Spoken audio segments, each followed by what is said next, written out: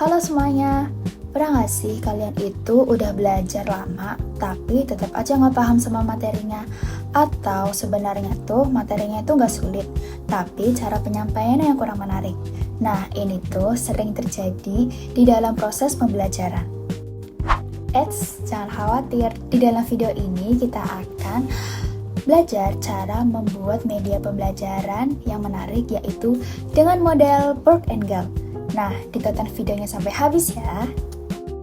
Oke, berikut penjelasan model Borg and Gal. Oke, pembahasan pertama kita masuk ke definisi model Borg and Gal.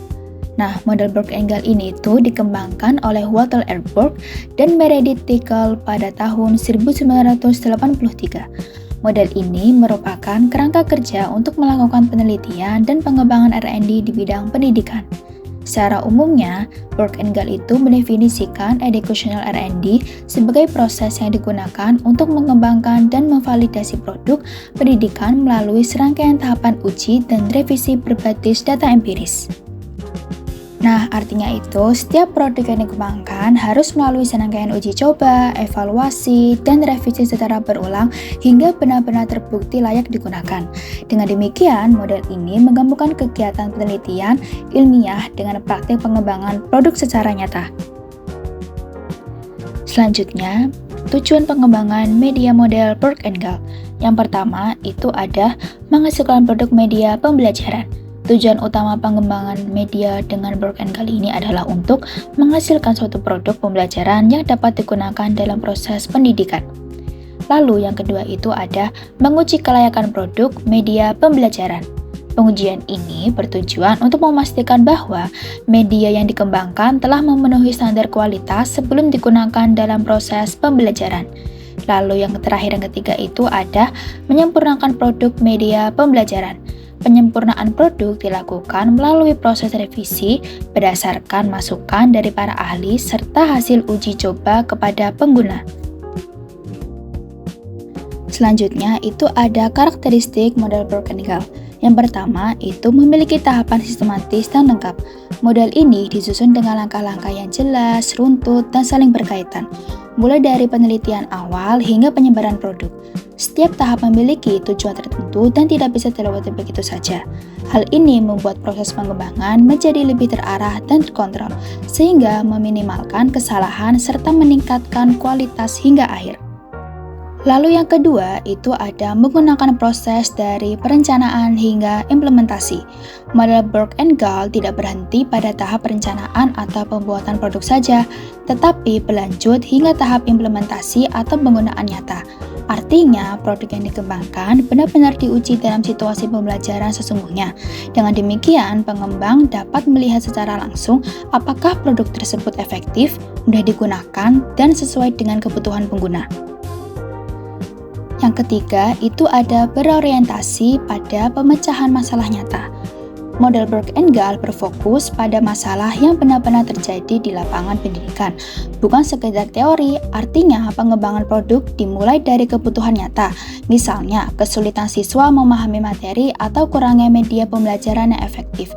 Dengan pendekatan ini, produk itu yang dihasilkan menjadi lebih relevan dan langsung bisa digunakan untuk mengatasi permasalahan tersebut, bukan hanya sebagai konsep atau ide saja ya. Yang keempat, itu ada langkah-langkahnya komprehensif dan fleksibel.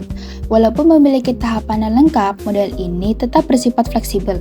Artinya itu, peneliti atau pengembang dapat menyesuaikan langkah-langkahnya sesuai dengan kondisi, kebutuhan, atau keterbatasan yang ada di lapangan.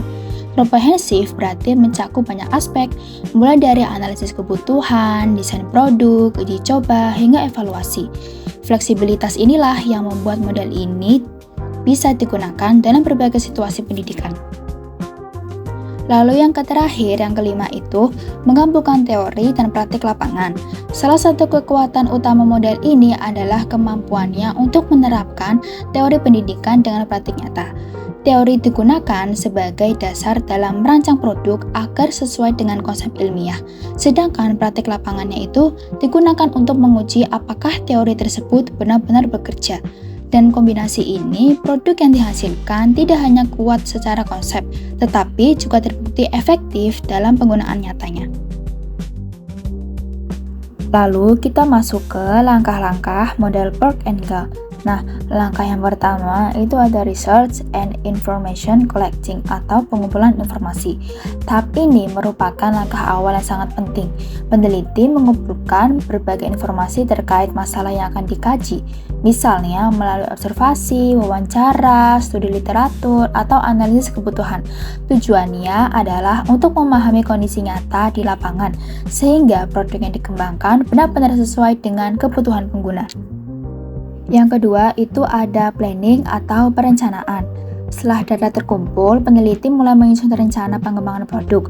Pada tahap ini itu ditentukan tujuan, desain produk, materi yang akan dikembangkan, serta langkah-langkah yang akan dilakukan.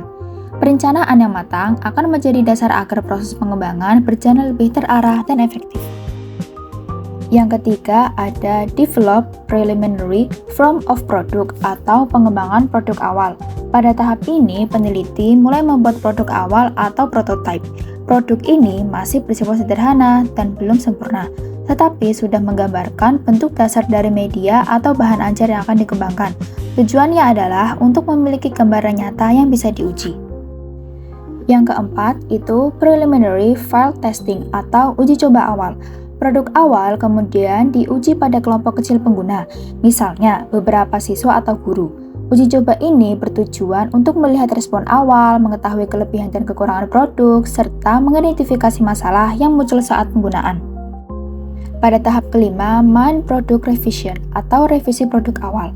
Setelah uji coba awal, peneliti melakukan perbaikan terhadap produk berdasarkan hasil evaluasi dan masukan dari pengguna maupun ahli.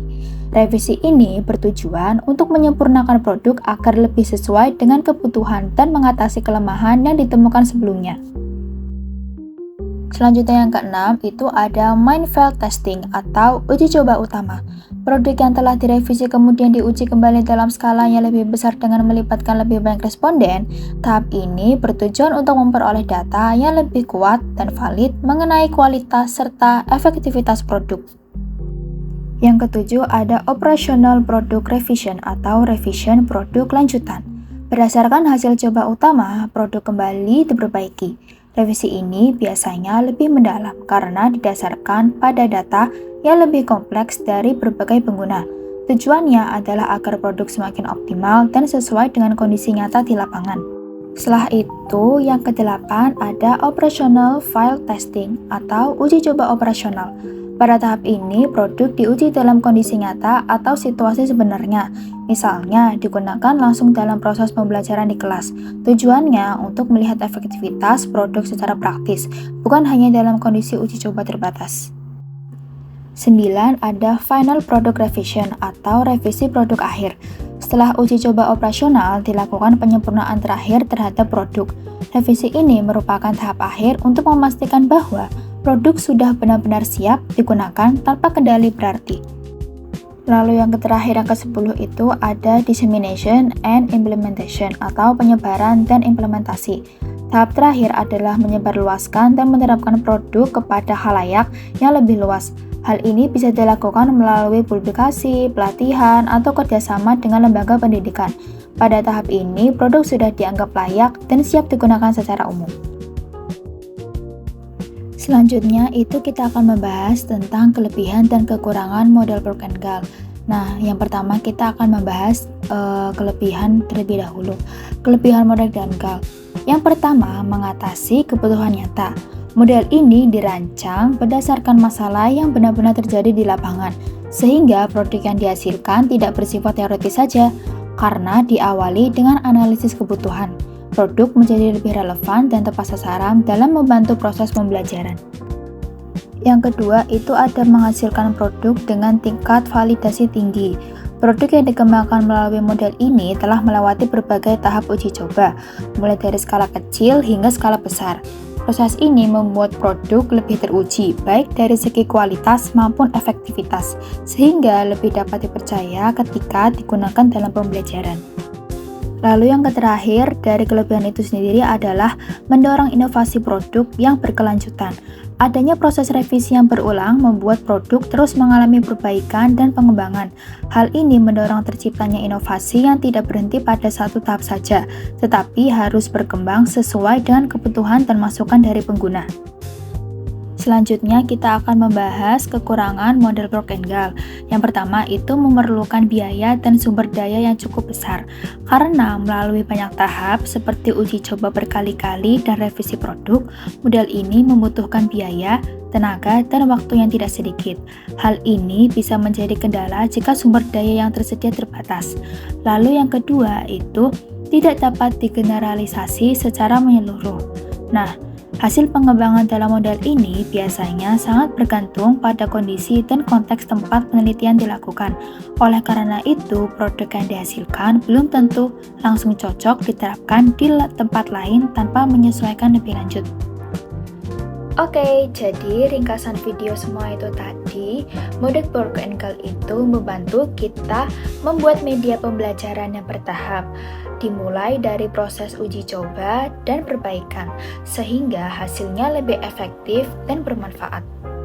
Semoga video ini membantu ya. Terima kasih yang sudah menonton. Bye-bye.